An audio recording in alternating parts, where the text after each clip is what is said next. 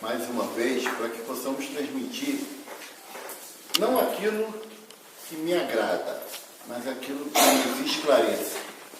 Porque as palavras de Jesus, em momento nenhum, ele veio preocupado em agradar a sociedade humana em qualquer época da humanidade. Porque as palavras de Jesus não estão presas a uma determinada época.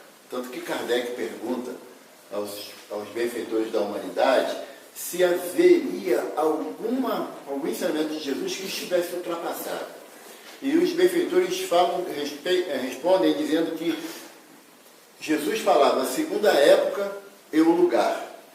Então as palavras de Jesus são adequadas em qualquer momento da humanidade, mas não se preocupem, quando estivermos todos nós nas condições de espírito puros, ainda estaremos estudando o Evangelho de Jesus, porque ele transcende a nossa capacidade de assimilação, de conhecimento, porque o Evangelho não é de Jesus, o Evangelho é de Deus, e ele afirma isso quando ele, próximo a iniciar o seu principal martírio na cruz, ele fala para os discípulos: já não vos chamo de servos e nem de escravos, mas de irmãos e amigos. E tudo que ouvi do meu Pai, eu vos falei.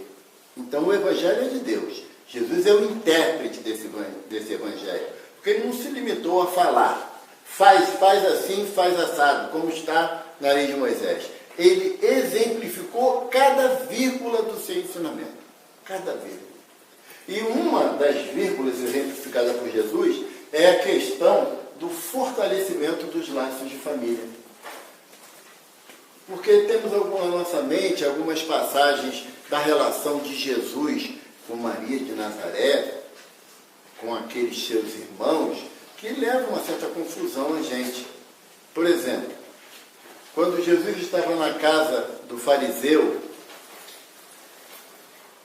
ceando, aí chegou um e falou assim: Senhor, a tua mãe e teus irmãos estão lá fora e chamam-nos. Aí Jesus fala assim: quem é minha mãe e quem são meus irmãos? São aqueles que fazem a vontade do Pai. Porque Jesus sabia muito bem que ele não podia se limitar a uma parentela física, a um grupo de irmãos que vieram naquele momento no seu grupo familiar. É muito mais expansivo do que isso, é muito mais extensivo do que isso. E essa visão a gente tem dificuldade de entender. Como é que eu posso ter tido outros pais? Será que o seu Eusébio e Dona Dalva vão ficar satisfeitos por isso? Mas já estão no plano espiritual, então já deve ter um entendimento melhor, né? Até pelo tempo que estão lá. Mas e aqueles que o pai e a mãe ainda estão na matéria? Chega numa reunião mediúnica, vem um espírito e fala: ah, Marquinhos, eu sou teu pai. Aí o pai do Marquinhos já olha para a mãe assim: que história é essa? Porque a nossa ideia é de vida atual. Nós temos uma visão de que isso aqui é que importa. A nossa visão é costumeira. Hoje o Flávio se vingou de mim, viu? Me chamou de Edivaldo. Viu? Esse é vingança, eu estou chamando ele de Flávio. Não, de Cláudio. Eu chamo ele de... Aí ele pegou e falou: eu vou aproveitar a hora e vou me vingar dele. Mas a nossa visão é que nós só temos realmente um pai, uma mãe e um nome. E eu costumo dizer, até brincando com o Flávio, que me chamam de Evaldo, Divaldo, Nivaldo, Osvaldo. Se me chamar de Maria João, eu vou responder, porque eu sou reencarnacionista. Tive diversas experiências aqui na matéria com diversos nomes. Porque seria impossível acreditar que todas as minhas encarnações eu fui Evaldo. Seria extremamente complicado isso. A nossa visão em relação à nossa parentela, ela está limitada, por enquanto, a essa existência. Porque ainda achamos que eu sou um corpo que tem um espírito. E a partir do momento que esse corpo não mais servir para eu me comunicar, o meu espírito vai para algum lugar.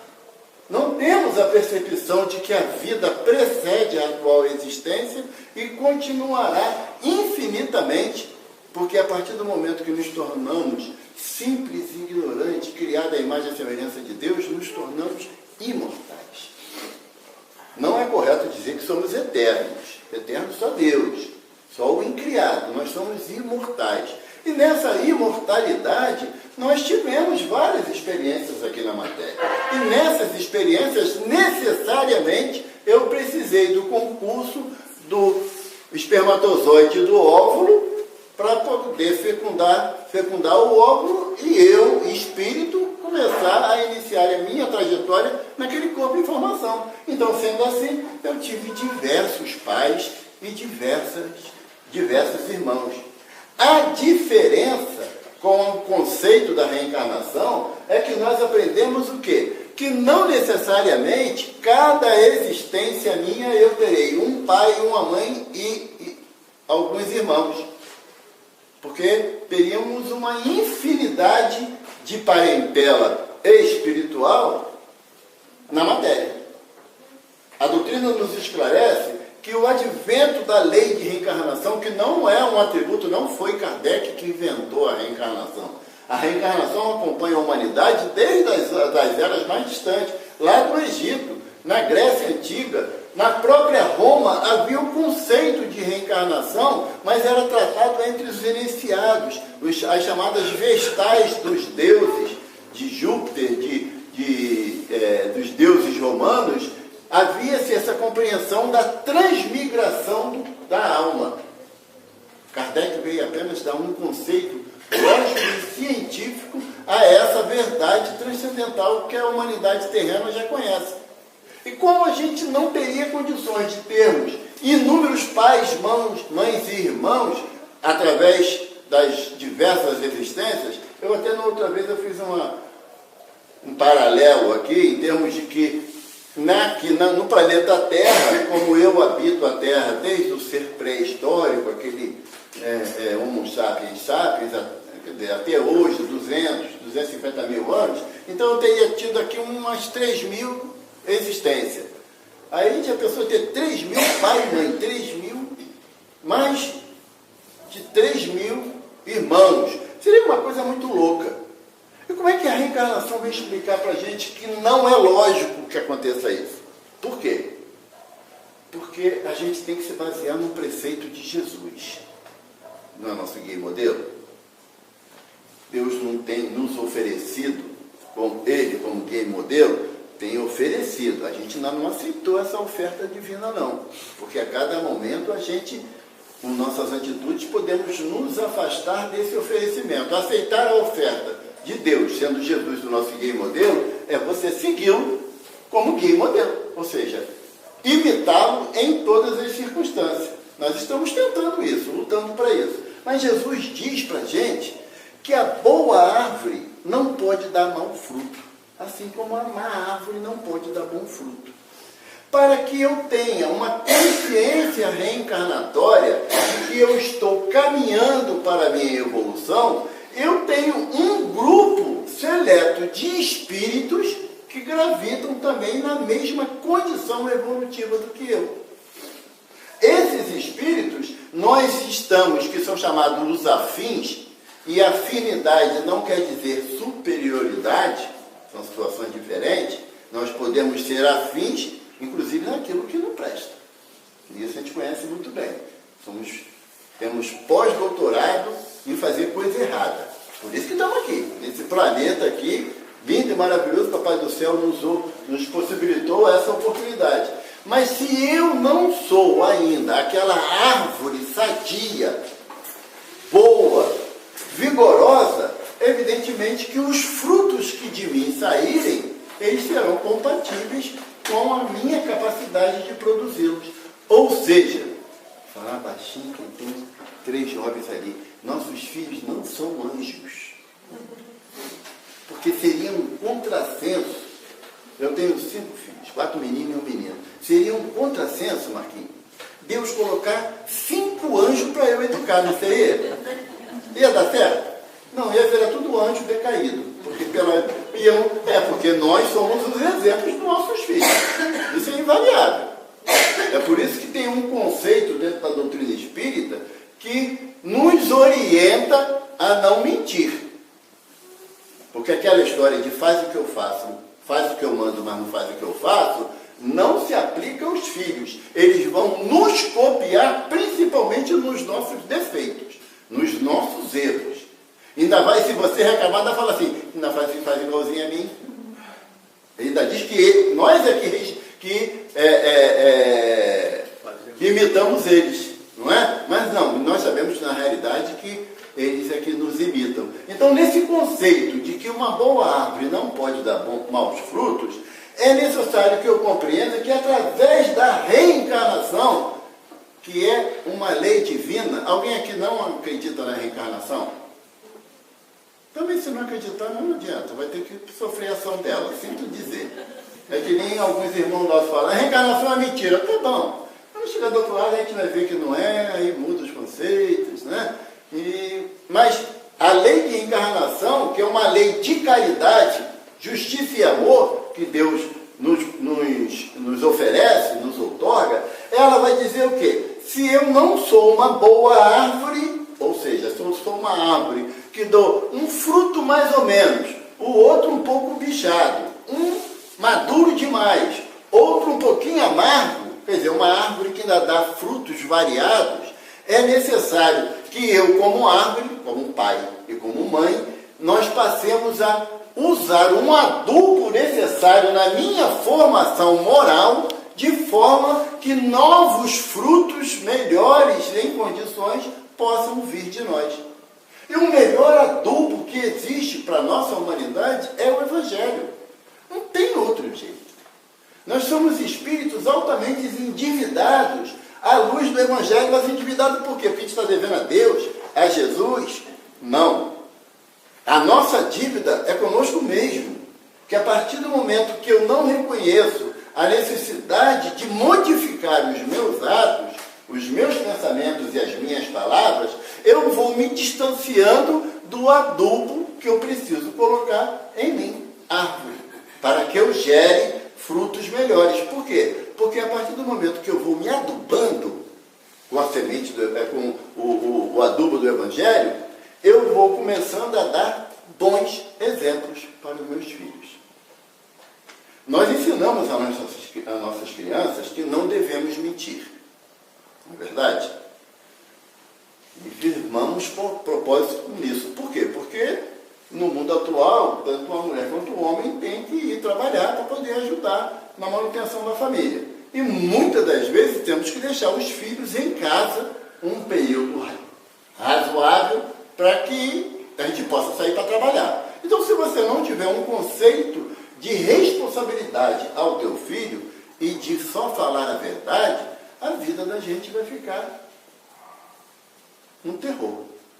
Porque não vamos ter certeza se o filho está na escola, se não está. Hoje tem a situação do celular que serve como uma babá eletrônica, mas que também pode ser forjado tranquilamente, porque são nossos filhos, não são anjos, mas são inteligentes. Porque tem aquisições anteriores de outras jornadas que aqui passaram. Então, para usar a inteligência, e nós sabemos muito bem disso, para o que não presta, nós somos exímios. Para usar a inteligência dentro de um conceito à luz do Evangelho, aí é um esforço. Aí precisa marcar reunião toda sexta-feira, senão a gente não vem. Olha só, tem que estudar. Não, estudar, vou estudar, tá bom. Aí arruma um estudo todo santo dia, para que a gente assuma o compromisso de estudar e ir começando a nos adubar à luz do Evangelho de Jesus. Então, a concepção da reencarnação, ela não vai esfriar ou romper esse laço de família. Por quê? Como eu falei no início, tem minha mãe e meu pai no plano espiritual. Eles não morreram, tá bom? E eu nem perdi eles. Cadê só? Eu perdi minha mãe. Perdeu onde? Né? Não, minha mãe morreu. O espírita, eu não consigo compreender, sabe isso? O espírita falar que minha mãe morreu, meu irmão, meu filho morreu. Nós estamos falando de uma doutrina consoladora e esclarecedora. Só é consoladora porque esclarece. Porque senão nós iríamos ficar naquela situação de porque é. Por que é assim? Porque é mistério de Deus. Acredite e vai.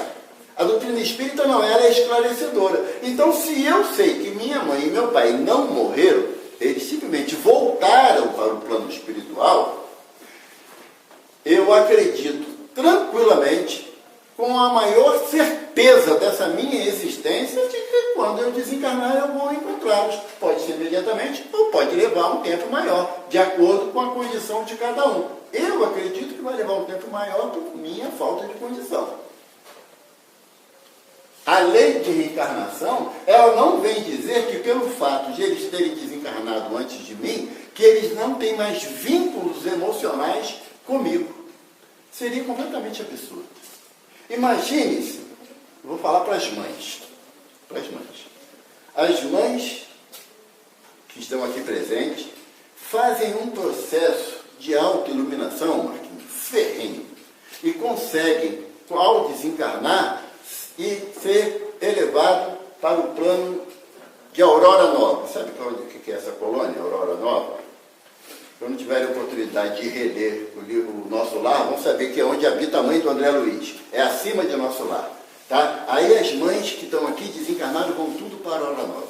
Sendo que por não terem dado esse mesmo esforço de educação aos filhos que ficaram aqui, os filhos vão todos para o umbral. E André Luiz fala para a gente que um umbral é um umbral grosso, médio e um umbral leve, não é? São três. Aí assim, todos os nossos filhos vão para o umbral grosso. Vocês vão querer ficar no céu sabendo que os filhos estão no inferno? Não. Jamais. Jamais a nossa consciência vai nos dizer que por a reencarnação ser uma lei e ela realmente existir, cortei os vínculos familiares com aqueles que eu mais amo, pelo simples fato que, mesmo que eu esteja no céu e meus filhos no inferno, eles vão reencarnar e terão outros pais, que não serei eu, porque eu já estou no céu. Não é? A árvore boa não dá maus frutos, lembra dessa afirmação de Jesus? E que eles irão seguir a trajetória deles, e depois, quando os pais deles, os novos pais desencarnarem, outros pais serão os pais deles, seria ilógico. Seria ilógico. Então, na realidade, como acontece? 3 filhos, Marquinhos? 2. Duas meninas. Aí, o que acontece? O Marquinho, quando ele desencarnou da outra vez, ele se comprometeu na espiritualidade a tomar jeito. Né? Estamos tentando. Forte. Fazendo uma força danada. A tomar jeito. E eu quero de volta aqueles 2 espíritos, que bateu o galho, aqueles 3, que inclui a esposa, aqueles 3 espíritos que eu desencaminhei com minhas atitudes indevidas na outra existência. Aí a espiritualidade fala assim, tem certeza que é 3? Quero os 3. Quero os 3, me dá os 3. Aí a espiritualidade, sabendo da fraqueza do mar, falou assim, não, um vai vir como tua esposa, para poder aliviar a barra, porque sozinho tu não consegue carregar, senão tu vai cair de novo. Aí vem a esposa e, enfim, recebe as 2 filhas. Para quê? Para ser o anjo da casa? Para ser a rainha, ou a princesa, que a rainha é a esposa. A princesa do lar? Não. Para serem educadas, reeducadas no caminho do Evangelho de Jesus. Para que elas recebam um adubo da evangelização desde a mais tenra idade, porque depois serão árvores também. Já tem netos, né? Quantos? Tem 3. Né? Mas para que as filhas, os filhos se tornem também árvores com o adubo do Evangelho, para que possa dar bons frutos. Não, então para que eu possa ter ótimos netos, ou netos já, né, evangelizado, quer dizer que, não, filho, não é assim que a banda toca. Porque quando nós temos uma família espiritual, a parentela espiritual, como diz lá no capítulo 14, para que a nossa parentela espiritual, nós temos diversas condições de evolução. De tempos em tempos, a misericórdia divina permite que aquele espírito que nós temos uma ligação profunda de várias existências anteriores, que já está num patamar mais evoluído, reencarna. Normalmente são as avós. Não são os avós.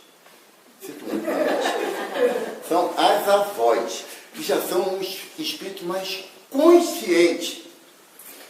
Que os avós estragam, né? O avô estraga, quer fazer tudo, acredita, deixa os benditos fazer o que bem entender da vida. As avós, além de dar aquele carinho com orientação, com direcionamento, Quantos avós aqui trazem os netos para a evangelização que os pais não vêm, por diversos motivos? Por quê? Porque as avós já têm essa visão de colocar a terra fofinha no pé daquela planta, colocar o adubo necessário, começar a ajudar a tirar os parasitas do egoísmo, do orgulho, da vaidade, da inveja, da maledicência. A finalidade nossa no processo reencarnatório é começar a tirar esses parasitas que nós atraímos para junto de nós pelas condutas indevidas diante do Evangelho. Não é uma questão de que trouxe para a evangelização, agora o problema é da orientadora. Não, não é.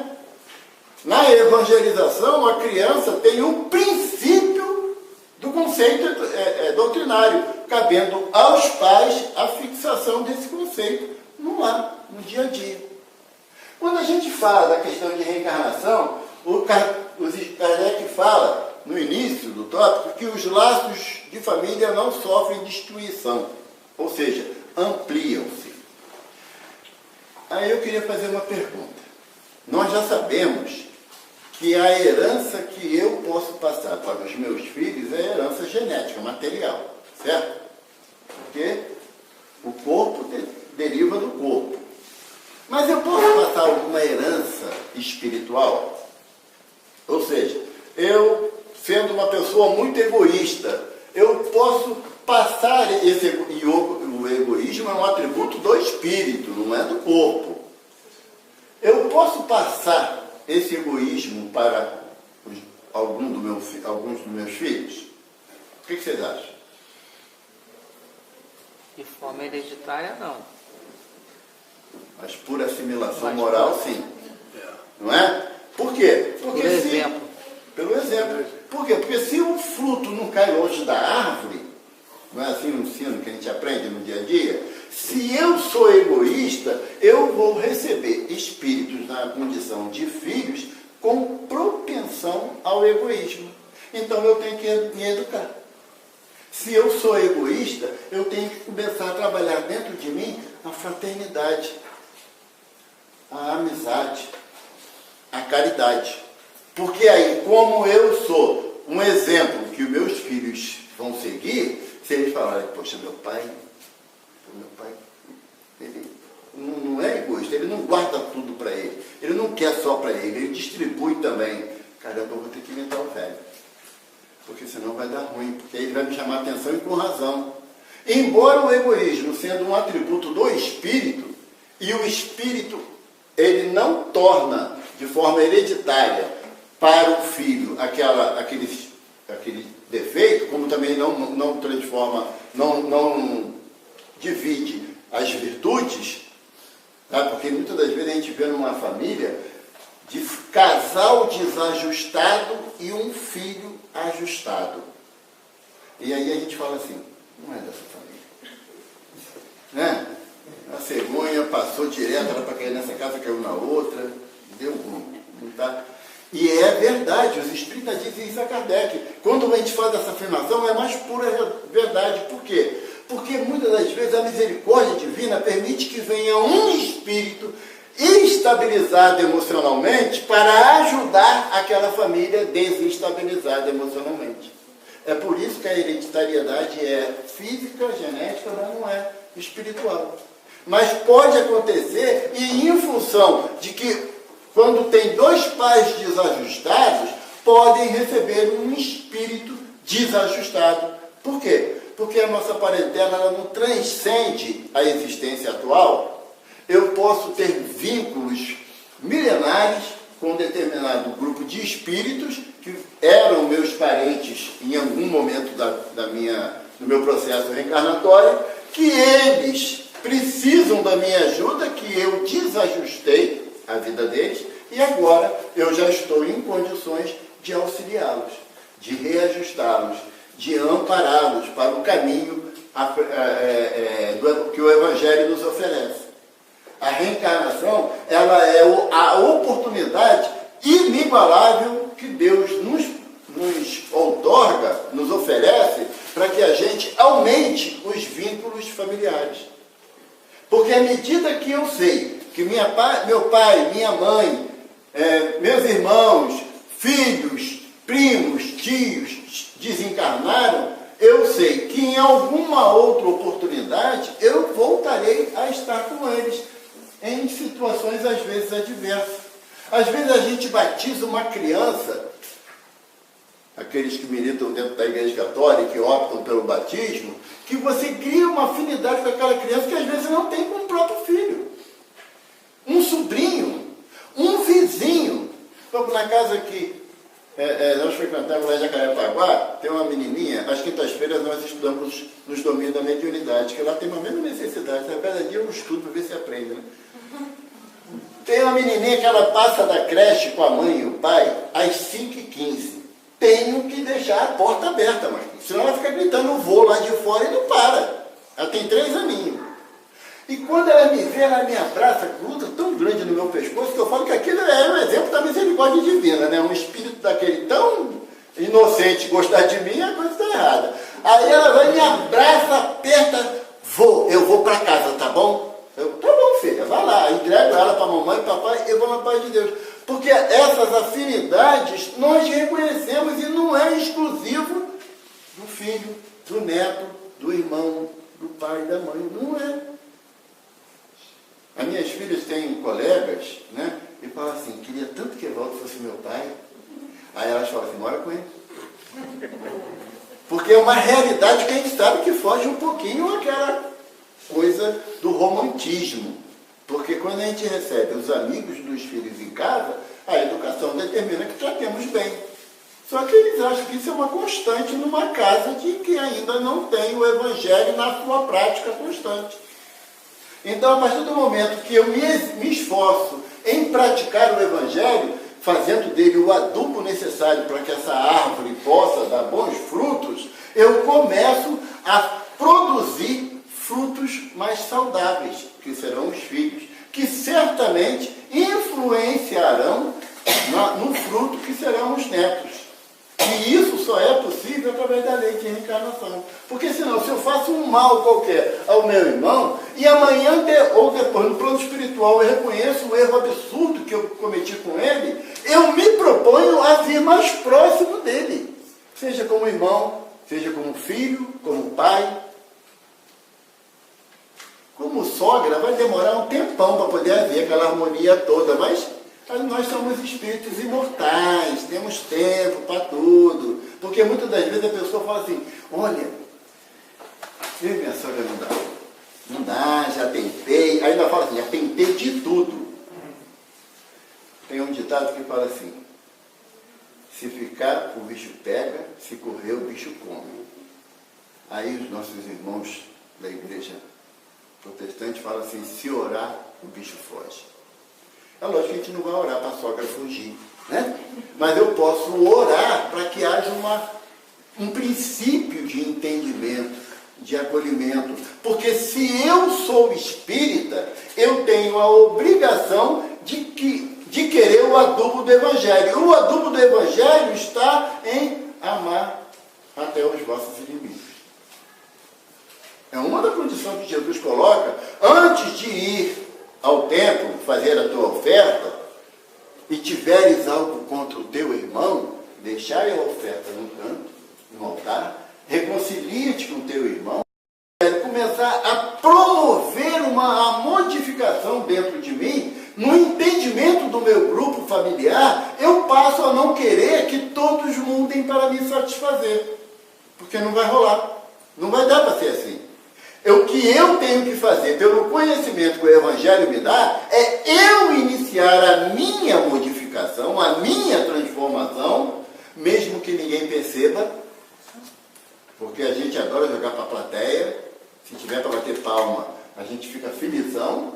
Agora, a modificação interna, a transformação íntima, aquela frase que Kardec fala, que fica batendo na cabeça da gente dia e noite, o verdadeiro espírita é aquele que promove a sua transformação moral e pelo esforço que emprega para domar as suas más tendências. Esforço.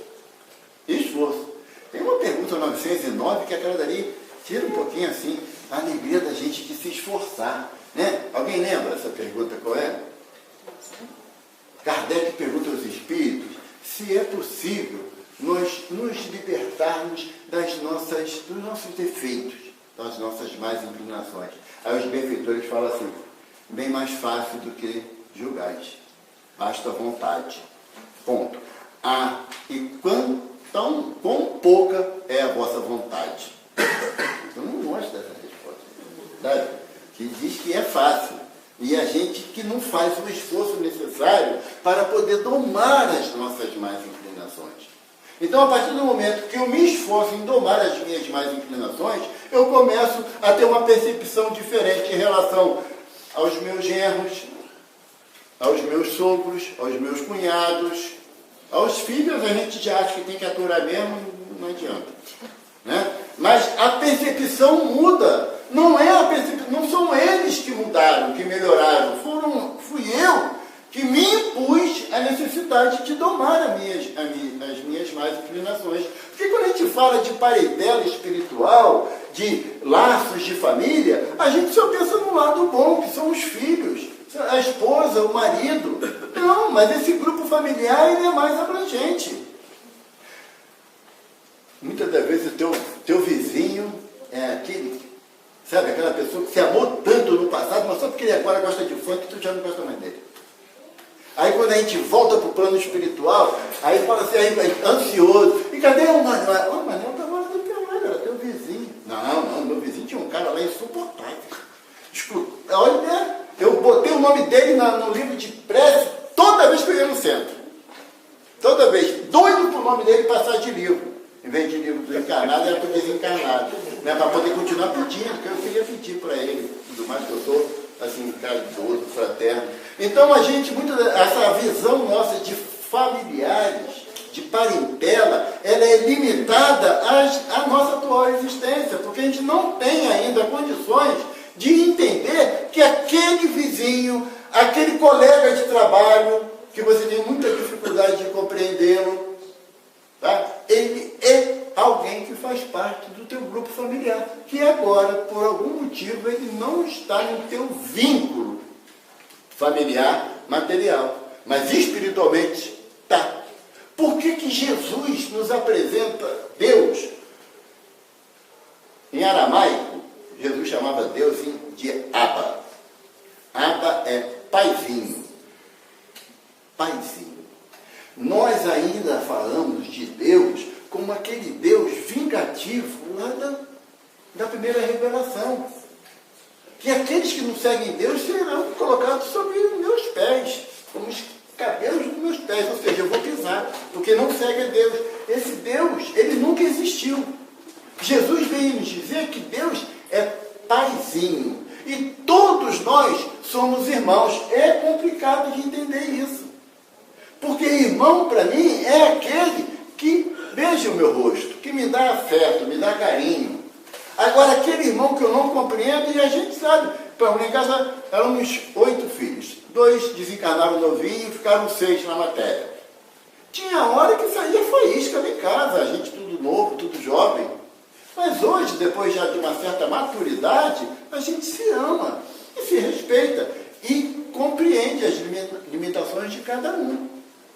A maturidade nos leva a crer isso. Então, se eu já tenho condições de compreender que o meu irmão fulano, ele tem um temperamento um pouco diferenciado do meu, e eu o amo, mesmo ele tendo esse temperamento diferenciado, por que eu não me esforço em transferir esse amor para um grupo maior da minha parentela? É um esforço meu, eu posso fazer, basta vontade, como diz os espíritos. Aí os espíritos Kardec fala nesse tópico também, que o egoísmo impede que aceitemos a diversidade de parentela. Imagina, teu nome? Márcio. Márcio. Imagina, está casado? Tem filhos? Tem uma filha. A menina. Imagina que ela, quando chega, qual a idade dela? 2 anos. 2 anos, que maravilha. Ela chega com uns 14 anos e fala assim, pai, virei flamenguista. E já chega em casa com a camisa do Flamengo. Fala assim, pai, me abraça. O que vai ser mais forte? O abraço. O amor, né? É difícil. Né? É uma coisa assim que obriga a ser espírita mesmo. Né? Ser espírita mesmo. Ainda mais se terminar o jogo, o Flamengo ganhou do Vasco. Aí é uma coisa que você vai ter que se superar. Próximo passo é espírito puro. Não tem dúvida. Mas é tua filha. O teu amor por ela independe das escolhas erradas que ela tomar na vida dela. Eu acho que a escolha errada foi dele. Mas tudo bem, a gente respeita o livre-arbítrio de todo mundo. Não tem problema. Né? Mas isso é o amor que a gente tem pelos filhos que faz que o aceitemos da forma das escolhas que ele fez. Por quê? Porque se você educar sua filha desde 2 anos, esse risco desaparece. Porque o risco, ela já sabe, mas não está fixado não. Tem que ser uma doutrina constante, sabe? Que pode ter uma recaída. Nós temos a responsabilidade de educar os nossos filhos desde o momento que há a concepção.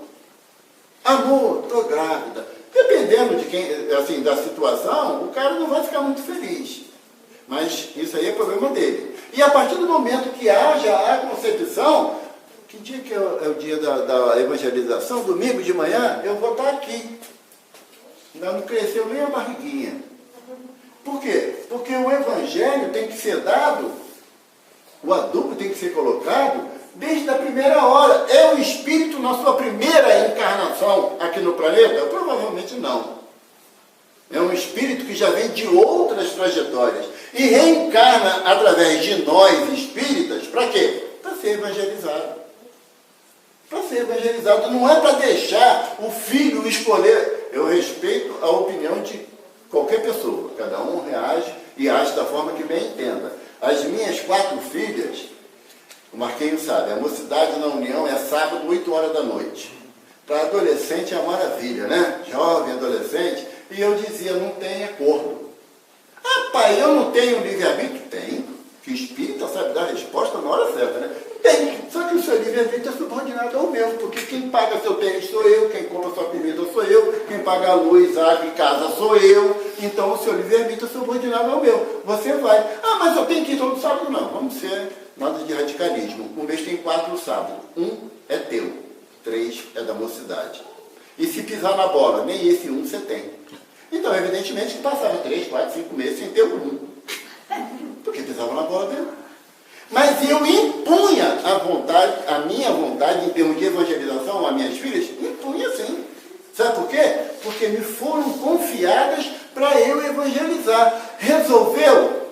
Aí é uma decisão delas. O comportamento delas que vão dizer se resolveu ou não. Tem uma história que um palestrante chamado Rossam Klinger, se vocês tiverem oportunidade, pesquisa na internet, no YouTube, tem várias palestras dele. Ele conta uma história que foi autorizada a contar esse fato, porque ele é psicólogo. Ele também tem a mesma linha de pensamento que eu tenho em termos de não dar opção a filho, ainda mais na fase de infantil. Não, eu quero ir para a evangelização. Que bom, é hoje que você vai. Tá? Não, mas está chovendo, tem guarda-chuva. Ah, está calor, lá tem ventilador. Não tem acordo. Para mim, eu sempre agia assim. E agia assim. Tanto que lá na União nós não tínhamos, a época que minhas filhas eram pequenas, não tinha ainda implantado a reunião de pais, ou evangelização dos pais. Daí na época foi implantada, aí ficou melhor ainda, porque eu também me evangelizava, a minha necessidade é constante, né? E há de durar aí mais alguns milênios. E eu levava minhas filhas para a evangelização. Então o Rossam Klinger estava falando nessa necessidade de nós não darmos opção aos espíritos que estão nossos filhos, de decidirem se vão ou não. Por quê? Porque se... Qual é o nome da sua filha? Laura. Se a Laura chega perto de você e fala assim, não agora, mas quando ela estiver na fase, na escola já, e ela fala assim para você, pai, eu não vou para a escola hoje não. Você, tá bom, minha filha, não vai não. Você não vai, não, tem que ir. Né? Papai paga a escola, papai te dá toda a possibilidade de você estudar para você ir para a escola. A evangelização é a mesma coisa. Porque aqui na evangelização a criança não vai aprender a somar 1 mais 1, não vai aprender português, não vai aprender geografia, ela vai aprender o evangelho. Então a necessidade de evangelização, ela não, no meu entender, tá, Marquinhos? Não pode ser opcional. Não. Porque são espíritos milenares que Deus nos confiou para educarmos, para evangelizarmos. Mas aí o Rossandro Quinte conta que ele falando nessa temática, ao término da palestra dele, uma senhora chegou e falou assim, você falou isso também no outro centro que eu fui, você deu a palestra, você falou a mesma coisa, que a gente devia assim, se impor às crianças, aos filhos e levar.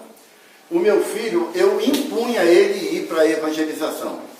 Ele não tinha opção.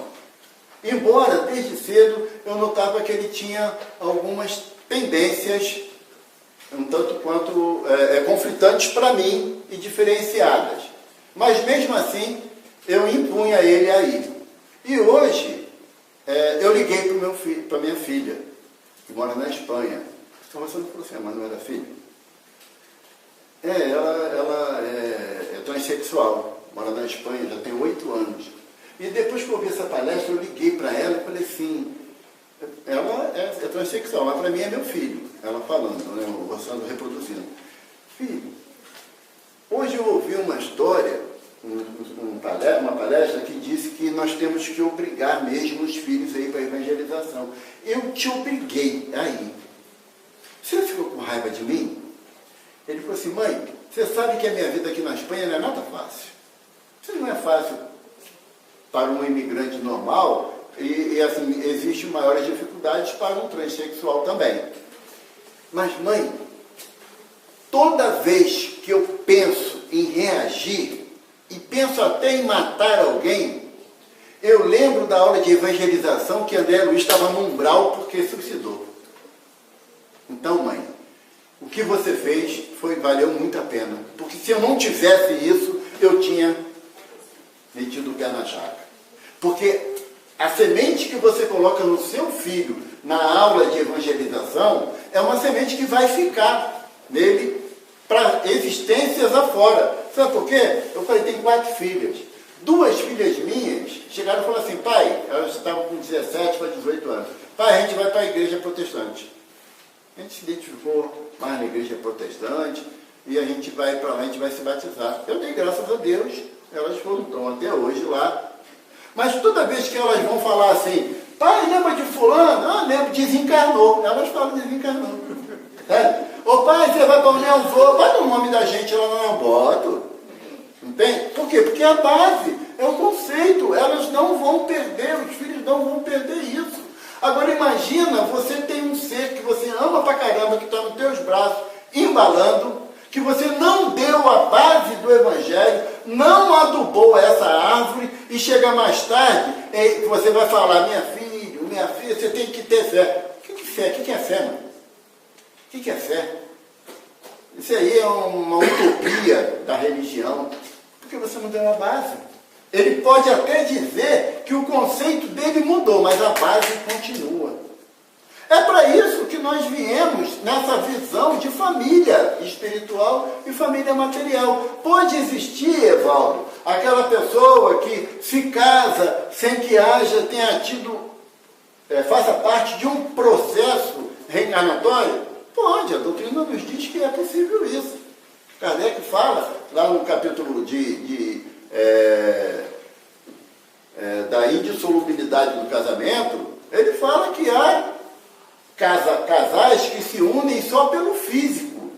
E ao cessar o físico ou o encanto, se separam. E seguem cada um a sua vida. Agora, se redundar filho daí, aí criou o elo. Aí não tem essa de que foi só uma noite de verão.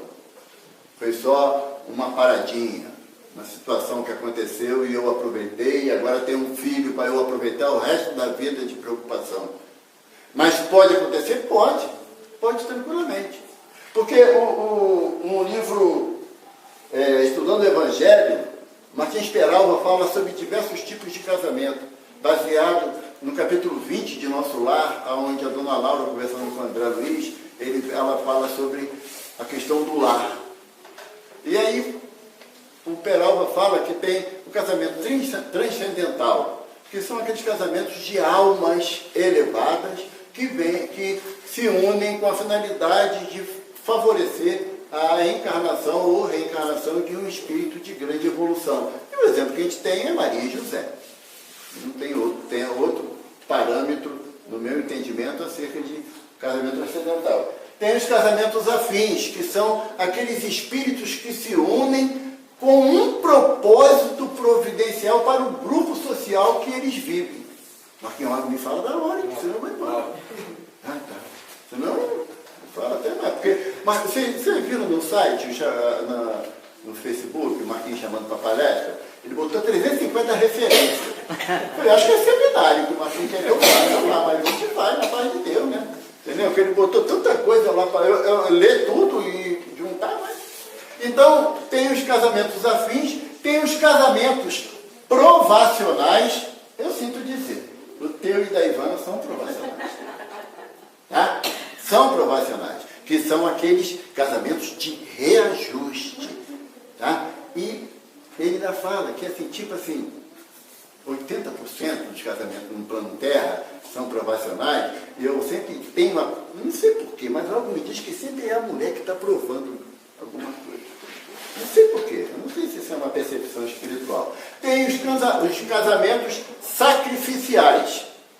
Olha só que maravilha, o de vocês não são sacrificiais, são duas felizardas, né? Privilegiadas, completamente. Os sacrificiais são aquele casamento onde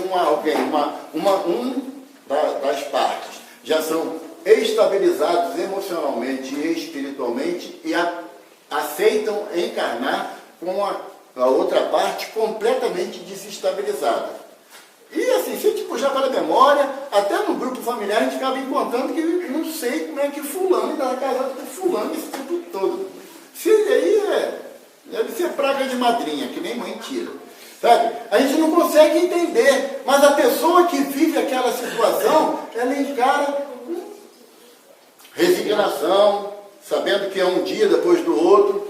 E tem os casamentos acidentais, que eu falei, aqueles casais que se unem só pelo aspecto físico. O rapaz é muito bonito, barriguinha de tanque, saradão, e a menina também toda gatérrima, e aí depois que cessa o envolvimento material, e aí acontece o desinteresse, o descaso. Mas só que a doutrina nos esclarece que todos os vínculos geram emoções. Todas as emoções aglutinam energias e todas as energias terão que ser potencializadas para o bem. Então, sabe, aquilo que era acidental, na outra vira expiatório, depois provacional, e assim, 3.500 existências depois, está começando a estabilizar a coisa. A relação extremamente de realidade da família, da parentela espiritual com a reencarnação, ela só nos faz ter a certeza de que Deus, que é o supremo bem, o amor, na expressão mais absurda que a mentalidade humana possa imaginar, ele nos proporciona essa oportunidade de que hoje eu não tenho uma boa convivência com o Marquinho dentro da casa espírita. Na outra existência, nós já viemos no mesmo grupo familiar, até que um dia nós possamos nos amar e, principalmente, nos respeitar. Porque o amor ainda é tão carente de respeito, porque eu quero me impor ou dizer que o meu amor basta para o meu companheiro ou para a minha companheira, e não basta. O amor sem respeito, ele acaba trazendo consequências graves para a família, porque ninguém sofre sozinho, como também ninguém é feliz sozinho. Nessa visão sempre constante do amor que Deus tem por cada um de nós e nos favorece a oportunidade de hoje nos reencontrarmos como irmãos, como pais, como filhos, como amigos, como companheiros da casa espírita, é para que aprendamos a entender que a reencarnação é uma lei, mas nenhuma lei de Deus ela é inflexível. é punitiva. Todas as leis de Deus tendem para o amor. Esse amor que nos une